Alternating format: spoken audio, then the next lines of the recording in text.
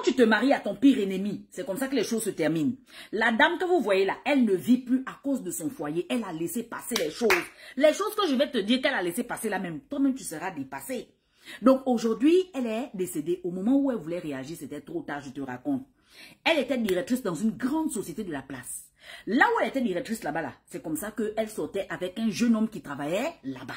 Elle n'a pas regardé que non, je suis la directrice, le jeune homme là n'a même pas un grand poste. Ce qu'elle a regardé, c'est qu'elle aime le jeune l'aime. Pourquoi ne pas se marier? En parlant de mariage, ils se sont mariés. Le jour du mariage maintenant. Vous savez que quand il y a un mariage, il y a toujours deux côtés. Il y a le côté de la femme et ses demoiselles d'honneur. Il y a aussi le côté de l'homme et ses garçons d'honneur. Le jour du mariage de la femme là maintenant, du côté de l'homme et les garçons d'honneur, on aperçoit une femme qui est là-bas avec eux. La femme l'a habillée comme un homme. Elle ne fait que danser fort fort le jour du mariage. Tout le monde se posait la question que, mais attends, la femme qui est du côté des garçons d'honneur, la femme là c'est qui? En plus elle ne fait que danser, danser jusqu'à... c'est qui? Donc les gens se posaient la question que la femme qui est du côté des mariés, habillée comme un homme le jour du mariage là, la femme là c'est qui? Les gens ont commencé à dire que non, c'est la meilleure amie du marié. C'est la meilleure amie du marié. C'est comme ça que la nouvelle est passée crème. Vous savez que quand il y a un mariage, un moment dans la soirée, les mariés doivent se retirer pour partir à l'hôtel pour dormir maintenant. Donc, pendant le mariage là, les mariés se sont retirés, ils sont partis dans la chambre d'hôtel. C'était fini, ils devaient maintenant aller consommer le mariage, ils devaient maintenant aller dormir. Ils arrivent dans la chambre d'hôtel, le monsieur dit à sa femme que, oh non chérie, là on est venu. C'est le premier drapeau rouge même, c'est là où la femme ne devait pas laisser passer ça, mais elle a laissé passer. Ils arrivent dans la chambre. Le gars dit maintenant que, oh non, chérie, écoute, hein, on est monté dans la chambre trop tôt. Les autres ne font que danser là-bas au mariage. Moi, je n'ai pas sommeil. Donc, toi, dors. Dors. Oh, mais quand on se marie et puis on rentre dans la chambre d'hôtel, est-ce qu'on part pour dormir? Est-ce qu'on a sommeil? On est mariés, non? Allons-y, maintenant, on va faire le tchouka-tchouka.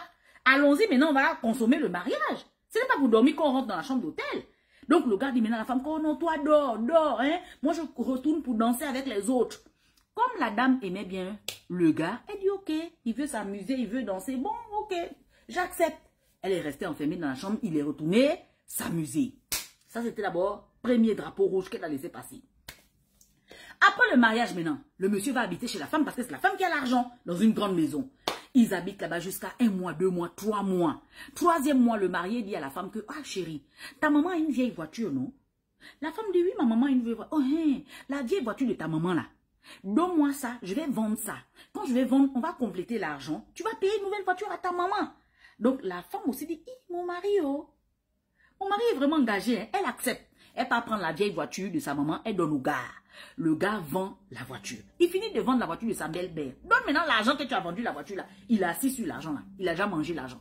Tous les jours, la femme lui demande que chérie, l'argent de la voiture de ma mère. L'argent de la voiture de ma mère. Bon, comme c'est son gars, elle a compris que le gars a mangé l'argent. Elle a laissé passer le truc. Ça, c'est deuxième drapeau rouge. 3e drapeau rouge maintenant. Le gars dit maintenant à la femme que, écoute, comme tu es la directrice, va prêter une grosse somme d'argent. On va payer un grand terrain et puis on va construire. On va pas être là quand en location tout le temps. Tu es une directrice. Bon, ça, c'était aussi bon.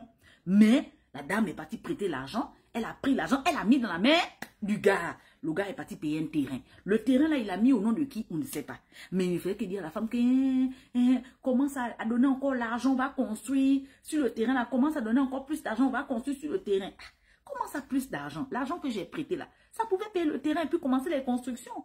Donc la dame était un peu lente à reprendre encore l'argent pour donner au gars. Ça fait 3. Tout ça la dame, hein, accepté.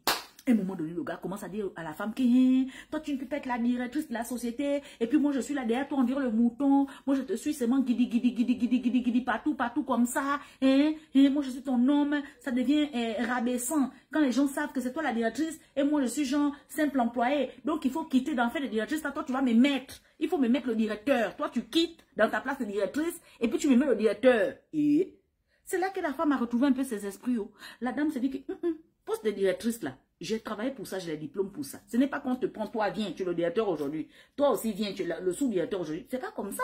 Ce n'est pas la loterie. Ce n'est pas au jeu de gagne-gagne. Tu dois faire des études pour en arriver là.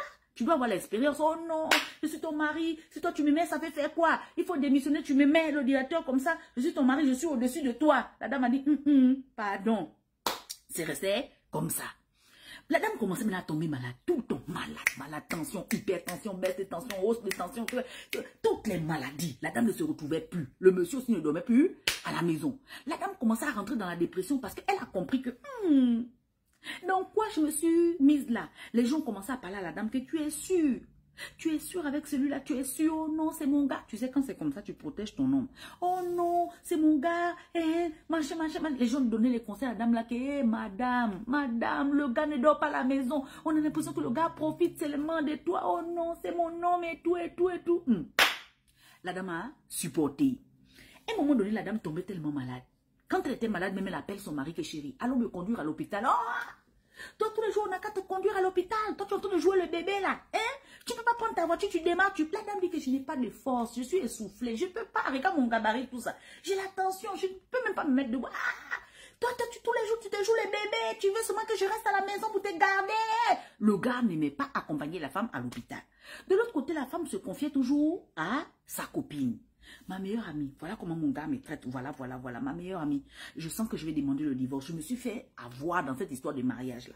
Le gars profite de moi. Je vais demander le divorce parce que le gars dort dehors, il vient seulement ici pour dormir, manger, tout, loger, nourrir, blanchir. Je vais demander le divorce et puis, question de ma santé, je vais partir en Europe pour me faire soigner et me faire un peu un bilan général. Je me sens pas bien. La dépression, tout, je vais changer d'air un peu et je vais divorcer.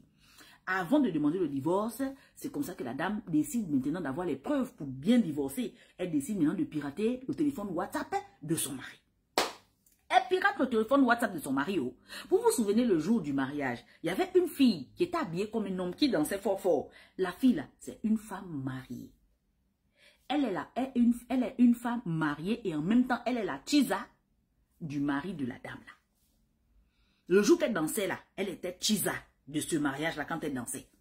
Et pourtant, elle est mariée. Cette femme-là qui dansait là est mariée. C'est une femme mariée. Mais elle est tisa d'un autre. Est-ce que tu vois? Donc, c'est pas la meilleure amie du marié. Elle sort avec le marié. Et pourtant, elle-même, c'est une femme mariée. Mais elle sort avec le marié. Ok. Ils ont découvert ça. Donc, le gars aussi, pendant qu'on a piraté son téléphone, il est en train de raconter à ses amis. Il dit à ses amis que, hey Joe, vous vous rappelez le jour que je me suis mariée? Le jour que je me suis mariée, j'ai dit à ma femme qu'elle n'a qu'à dormir seule à l'hôtel. Pendant que ma femme dormait seule à l'hôtel, moi j'étais avec ma tisa. Celle qui dansait fort le jour de mon mariage là. J'étais avec elle. Elle a aussi pris une chambre d'hôtel en face. Donc c'est avec elle que j'ai passé ma nuit de noces et tout. Oh! Le gars est en train de raconter ça dans WhatsApp. Tout ça la femme a vu. La tension ne fait que monter dans le cœur de la femme. La tension. La femme a fait les captures d'écran. Elle a envoyé à sa meilleure amie. Elle a envoyé à sa meilleure amie que garde-moi les captures d'écran là. On ne sait jamais. Donc le gars aussi parle maintenant avec sa tisa. Il dit à sa tisa que ma tisa. Parce qu'on a piraté son téléphone. Donc il parle avec la tisa dans son téléphone. Il dit à la tisa que hey, ma tisa. Tu vois comment j'étais les fesses. Tu as vu comment j'étais les fesses. J'étais bien j'étais les fesses. Donc, il raconte encore à la tisa ce qu'ils ont fait hier nuit. Il dit à sa tisa que tu vois que je t'ai fait ça, non? Je peux faire encore pire. Je suis prêt pour toi, ma tisa. J'ai envie de te marier même secrètement. Je veux même qu'on se marie. C'est toi que j'aime. C'est avec toi que je voulais me marier. Donc, le gars confesse ça à la tisa. La dame a pris les captures d'écran, tout. Mais tout ça dans le cœur de la dame était... les choses qu'il ne fait même pas à la maison. Il va faire ça à la tisa, tout ça. Jusqu'à... Il revit même encore l'instant. Il revit l'instant. Que j'étais... les 1. Il dit ça à la tisa. Les 1. Ok. La dame maintenant dit que ok, il n'y a pas de problème. Tout ça, la dame, la tension ne fait que monter jusqu'à le cœur de la dame à lâcher. Le temps qu'on amène la dame à l'hôpital, la dame est décédée. Bon, les parents de la dame aussi, eux, ils pensent que bon, la dame, elle est décédée suite d'une maladie, elle était fatiguée, la tension, tout ça. C'est maintenant la meilleure amie qui est venue dire que, la meilleure amie de la dame qui a dit que jamais. Ma copine n'est pas décédée de la tension. C'est son mari qu'elle est partie marier là. Il faisait tellement de mauvaises choses qu'elle a supporté jusqu'à le cœur a éclaté. Elle ne pouvait plus supporter. La famille de la dame, bon, mais notre fille nous a jamais parlé de ça. La meilleure amie dit, votre fille avait honte. Elle avait honte. Elle ne pouvait pas raconter ça à quelqu'un. Elle avait honte. Voilà comment la dame est décédée.